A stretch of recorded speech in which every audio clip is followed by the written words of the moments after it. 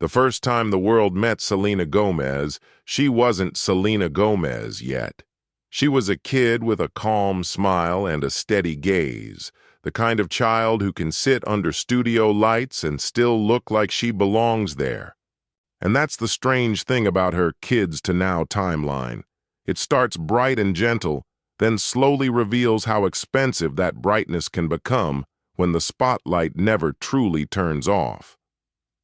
Selena's story isn't just about becoming famous. It's about becoming famous early, becoming marketable while you're still figuring out who you are, and then having to build a real adult identity in a world that already decided what your identity should be. Some celebrities get to grow up privately and surprise the public later. Selena grew up in public, in episodes, in albums, in premieres, while millions of strangers debated her life like a weekly show. She was born on July 22, 1992, in Grand Prairie, Texas. Her origin story isn't industry baby with a safety net of fame. It's a Texas kid stepping into opportunity with a work ethic you can feel across every era of her career. As a child, she appeared on Barney and Friends, an early training ground where the camera learned her biggest advantage. She reads as approachable. She doesn't perform bigger than the room. She blends into it, which makes the viewer trust her. Then the Disney era hit like a bolt of electricity. Wizards of Waverly Place turned her into a household name and a teen icon. For a while, it looked like the perfect pipeline. Kid performer becomes teen superstar becomes pop artist, and everyone cheers because it feels like clean, effortless growth. But that pipeline comes with an unspoken rule. The world expects you to stay the same person forever, just in a taller body. Disney fame is protective and punishing at the same time. It gives you a platform, but it also gives the public a sense of ownership. People don't just consume your work. They consume your moods, your friendships, your silence. If you smile, they call it PR. If you don't, they call it a breakdown.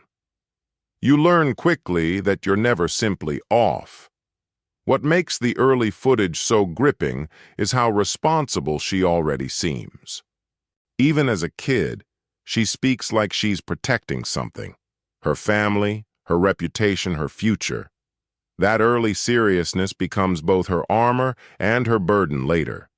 And because her personality is quieter than most pop star stereotypes, the internet started projecting onto her the good one, the safe one, the girl who would always keep it together. The problem with being the safe one is that you're not allowed to be complicated. You're not allowed to be angry, messy, uncertain, or simply young. The moment you look exhausted, people treat it like a betrayal. And Selena came of age during the era when the internet stopped being a place you visit and became a place you live. Every photo could be a debate. Every silence could be a headline.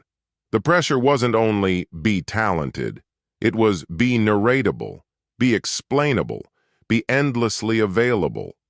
For someone built for gentleness, that kind of constant commentary can feel like sandpaper on the soul. Even her music era carried a double meaning. It helped her step outside the Disney frame, but it also invited a harsher spotlight. Lyrics dissected, outfits ranked, every live performance treated like a scoreboard. The praise was loud when she won, and the jokes were louder when she looked exhausted. And the strangest part is how normal that pressure can start to feel. When you're young and famous, overwhelm becomes routine. You can start believing stress is simply the price of being chosen. So by the time Selena reached early adulthood, she was doing two jobs at once. Job one was obvious: acting, singing, showing up, delivering. Job two was invisible: managing the world's expectations, staying palatable, staying fine, even when the inside of your life was changing faster than the outside. That invisible job is what burns people out, because it never ends and it never pays. And when a star like Selena steps away for even a moment, the noise fills the gap instantly. People guess, people blame, people demand reasons. That's why the next chapter matters. It's the moment the public thought she was disappearing, but she was actually trying to survive, and the reason why would change how people saw her forever. If Selena's early years were about becoming lovable, her mid-career years were about discovering what happens when being lovable isn't enough to keep you safe. This is the era where the public turns from fans into commentators. The same people who once celebrated her as the good one begin to watch her for proof that she's breaking, because the internet is addicted to contrast, sweet to messy, calm to chaotic, kid to scandal. From the outside, it looked like a normal transition. Bigger music, older themes, a more grown-up image. From the inside, it was a pressure test. The expectations doubled. Be perfect, be relatable, be private, be open, be strong, but also be authentic on command. Selena's personality, quiet, careful, self-aware, made her a magnet for projection. People assumed they knew her because she felt gentle. They wrote scripts for her, who she should love, how she should behave, what her facial expression meant, and what her silence proved. At the same time, she was carrying something the public couldn't see. In 2015, Selena publicly said she had been diagnosed with lupus and had undergone chemotherapy, explaining that her time away from the spotlight was about her health. Not rumors, not drama, not a publicity reset. That line lands like a cold splash of water. I've been through chemotherapy. It forces a rethink of every "where is she?" headline, every joke about her absence, every assumption that silence equals scandal. This is the emotional peak of her story, because it reveals the cruel gap between what the public thinks it deserves and what a person actually needs. When Selena stepped back, the world filled the silence with narratives. She stepped back because she had to protect her body. And later, she described the urge to fight back, wanting to scream the truth at people who were judging her, but choosing instead to disappear until she felt strong enough to re-enter the noise. Then came the next twist. In 2017, Selena announced she had received a kidney transplant due to complications from lupus, and that her friend Francia Raisa was her donor. Even if you've heard the headline, pause on what it means. A young woman who grew up in front of cameras had to face the most intimate kind of vulnerability: hospital rooms, recovery, fear, while knowing the public would still try to turn it into content. And this is where her rise and fall stops looking like a tabloid roller coaster and starts looking like survival. The fall wasn't a scandal. It was her body saying no. It was the moment life demanded priorities that fame can't negotiate with. The rise that follows wasn't a chart position. It was choosing recovery, choosing slowness, choosing boundaries. There's also a tenderness in the way she spoke about that moment afterward.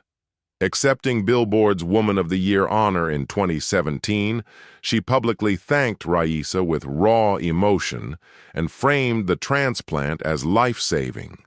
That kind of public gratitude is rare in celebrity culture, because it isn't curated for perfection. It's an admission that she couldn't handle it all alone. After these revelations, the conversation around her shifted. Fans who had grown up with her started sounding protective, not possessive. Selena seemed to reclaim her voice, sharing what mattered, refusing what didn't, choosing honesty over constant access. And in a way, her health disclosure rewrote her relationship with fame. It reminded people that celebrities are bodies, not content streams. It reminded Selena that silence can be a boundary, not a failure, because sometimes the most powerful move is to step out of the conversation entirely and protect your nervous system. And the lesson here isn't fame is bad, it's that fame is loud and illness is quiet, and the two don't mix. The public wants simple narratives: hero, villain, comeback, collapse. Real life is slower and messier than that. Selena's mid-career chapter shows what it costs to be treated like a symbol, until your body forces everyone to remember you're a human being. That reminder becomes the pivot point for everything that follows. That pivot is why her later stability feels earned. It wasn't a rebrand, it was a rebuild. What comes after survival is not instant happiness. It's rebuilding, and rebuilding looks boring on camera. That's why Selena's now era is so compelling. She didn't outrun her past with louder controversy. She built a wider, calmer life until the headline version of Selena stopped being the only version that existed. On screen, that shift shows up in Only Murders in the Building. The series gave her an adult identity, not a brand, not a mascot, but a character with edges and quiet intelligence. And it helped reintroduce her as a serious, steady performer. It's a different kind of spotlight, one that rewards consistency instead of chaos. Only Murders in the Building also kept proving itself. By the time Season 4 premiered in 2024, the show had become a long-running home base, exactly the kind of steady platform that child stars rarely get. Off-screen, the change is even clearer. Selena moved from being managed to building. Rare Beauty, founded in 2020, expanded her influence beyond entertainment and made her a decision-maker, not just a face. And the work around the brand is tied to purpose. Reports around Rare Beauty's growth highlighted campaigns supporting the Rare Impact Fund's focus on youth mental health access, turning personal pain into public infrastructure. The purpose piece matters too. Reports around the Rare Impact Fund note that its mental health initiatives have reached millions of young people across multiple continents, proof that her now isn't just a brand refresh, it's a mission. When a star builds something that outlives their trend cycle, that's real power. Even her creative now feels more controlled. In 2025, she and Benny Blanco released a collaborative album, I Said I Love You First, choosing to tell a love story through music rather than through paparazzi. And recent reporting says they married on September 27, 2025, quietly flipping the narrative from constant speculation to adult commitment. By January 2026, she was walking a different red carpet, the Golden Globes, arriving with her husband and being recognized for her work on Only Murders in the Building. The image is simple but powerful. The kid who grew up under judgment, now standing in a room that rewards craft, dressed like someone who knows she belongs. There's a small but telling detail in how she speaks in the now era.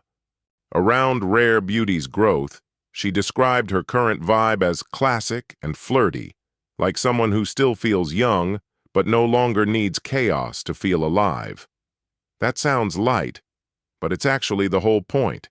She's allowed to be playful without being exposed.